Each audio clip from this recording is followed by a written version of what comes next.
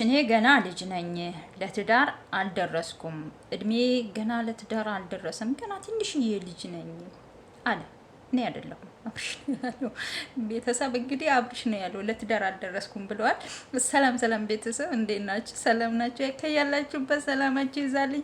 ቪዲዮውን ላይክ ሼር ማድረጋችሁን አትርሱ። ቪዲዮውን እባካችሁ ላይክ አድርጉ። ጆይን የምትሉ ልጆች ለእናንተ ምንም አይጎዳችሁም፣ ለእኔ ግን ይጠቅመኛል ማለት ነው ላይኩ። እና ሩትዬ ቤት ልዕልቷ እንቁዋ ቤት ቪዲዮ ተለቋል ከደቂቃዎች በፊት። እንግዲህ በሽምግልና ተይዘዋል ነገሩ። ያው ሩታና አብርሽ ለማስታረቅ ሁለቱ ቤተሰብ ተወያይተው እንግዲህ ዴቭና ገኒ የሩታ አክስት እንዲያስታርቋቸው ተልከዋል ማለት ነው። ያው እንዳያችሁት ነው ቪዲዮ ላይ እንግዲህ ሩታ እዛ አሁን አይደለም እነሱ ልከዋት ተልኮም አይደለም ቤተሰብ ተነጋግሮም አይደለም እሷ ራሱ አብርሽን ይቅርታ ጠይቀዋለች። ሩታ ማለት ነው ያየነው ነገር ነው። አብርሽ ነው እንጂ ይቅርታ ያልተቀበለው ሩታ ይቅርታ ጠይቀዋለች መጀመሪያው ነው ማለት ነው። ግን አብርሽ ይቅርታ መቀበል አልፈለገም ማለት ነው።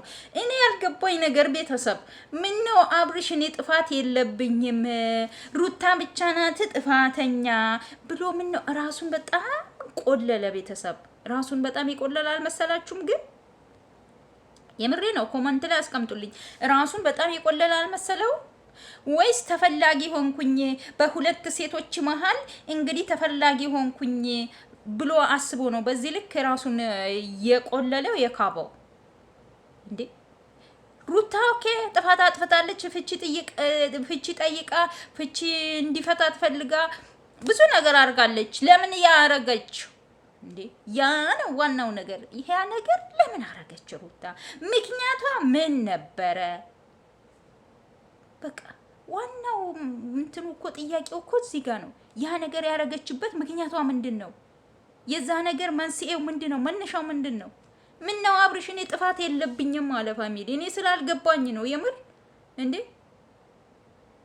ምን ነው እሱ በትዳር ላይ ትዳር ደርቦ እሷ እርጉዝ እያለች ከማንም ሴት ጋር አሸሼሜ ገዳሜ እያለ ዛሬ እሱ ጥፋት እንደሌለበት ሩታ ብቻ ጥፋተኛ እንደሆነች ለምን ያወራል?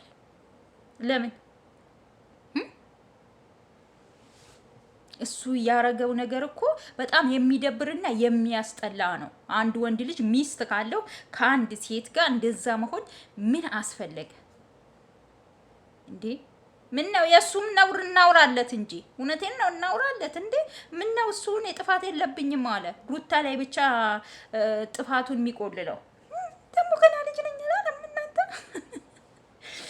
በለው ልጅ ወልዶ ገና ልጅ ነኝ ገና ልጅ ነኝ ለትዳር አልደረስኩም። ከዛስ ይሄ ደግሞ ማለት መጀመሪያውኑ ነበር። ዴቭም ደግሞ ነግሮታል፣ ሰምታችኋል። ይሄ ማለት የነበረብህ መጀመሪያ ትዳር ውስጥ አንተ ጸጉር ደግሞ ቁጭ በል እስኪ እንደ ዞማ ጸጉር ወዲ ያረገዋል እና ዴቭ ነግሮታል፣ ሰምታችኋል። መጀመሪያ ነበር ትዳር ውስጥ ከመግባት በፊት ገና ልጅ ነኝ እኔ ረጋ ብዬ ነው ወንድ ልጅ ማሰብ ማስተዋል የሚጀምረው ምናልባት ከ28 እስከ 30 ባለው ነው። በዛ ባለው ነው ማግባት የምፈልገው ካል ብለህ አስበህ ከሆነ ያ ነገር መፈጸም የነበረብህ መጀመሪያ ነው። አብርሽ ገባህ? መጀመሪያ ነው። አሁን ትዳር ውስጥ ገብተህ ልጅ ፈጥረህ እኔ ገና ልጅ ነኝ ማለት ምን ሚሉት ነው? አብርሽ ይሄ ትክክል አይደለም። የምሬን ነው፣ ትክክል አይደለም። ተወደድኩ በሁለት ሴቶች ተወደድኩ ብለህ ደግሞ በዚህ ልክ የምር ጥጋባ ያዝክ በአምሬ ያናደደኝ ዛሬ እውነት ለመናገር በጣም እንዴ። ምነው ጭራሽ ጨጓራ በሽተኛ ሆኜ እንዲሆኜ በልጅነት ትዳር ውስጥ ገብቼ ምናምን እንዴ። ያ ጨጓራ አባቴ ሰማ ጨጓራ በሽተኛ አለመሆን መጀመሪያ አንተ ከማንም ሴት ጋር ከ10 ሴት ጋር መላላጥ አልነበረብህም። ትዳርህን አክብረህ ቁጭ ማለት ነበረብህ። ሰማህ? አው ስማ፣ በደንብ ስማ አብርሽ። የምር ሴቶች ተናገሩ እንዴ። ምን ነው በሁለት ሴት ተወደድኩ ብሎ እኮ በቃ ምናምን ውጥር ምናምን በቃ ድረቱ ነፋ አረገ እኮ እንዴ። ምን ነው የምሬን እኮ ነው እንዴ። ሩታ በዚህ ልክ የምትለምንህ ለልጇ ብላ ነው። ይሄን ማወቅ አለብህ። ልጇ የአባትም የእናትም ፍቅር ማግኘት ስላለበት ዴብ ነግሮሃል። ገባ ልጄ እኔ ያለው እኮ አልሞትኩም፣ በማስፈልገው ሰዓት ሁሌ ያገኘዋለሁ። አባትና እናት አብረው ሆነው እያቀፉት ልጃቸው እያባሉ ከልጃቸው ጋር ገላ እየተጫወቱ ምን እያሉ ማሳደግና ልጅህ የሚያስፈልገው ነገር ብቻ መስጠት፣ ወይም በስንት ቀን አንድ ቀን መጥተህ ልጅህ መዝናኛ መጫወቻ ቦታ ስለወሰድከው ይሄ አባትነትን ፍቅር አይገልጽም። ገባ አባት እውነትም ልጅ የአባቱ ፍቅር አገኘ የሚባለው አብረኸው ስትኖር ብቻ ነው።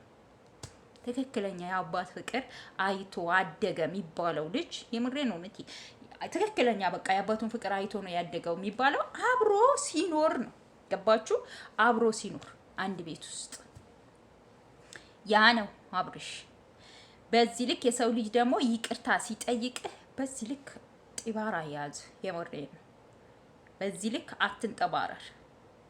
እንግዲህ አንዳንድ ሴቶች ደግሞ ኮመንት ላይ እያነበብኩ ነበር። አንተ ዴባ፣ አንተ አሽቃባጭ፣ አንተ አስመሳይ፣ ሄርሜላ የምናምን ሄርሜላ። እንግዲህ አብርሽ ሄርሜላም ሩታንም አንፈልግም ብለዋል። ልረፍ ምን ትላላችሁ? ሄርሜላ ማን ያስታርቃታል? እነዛ እና አሚሮ ምናምን እነ ምናምን ሚዲያ ላይ አያችሁ።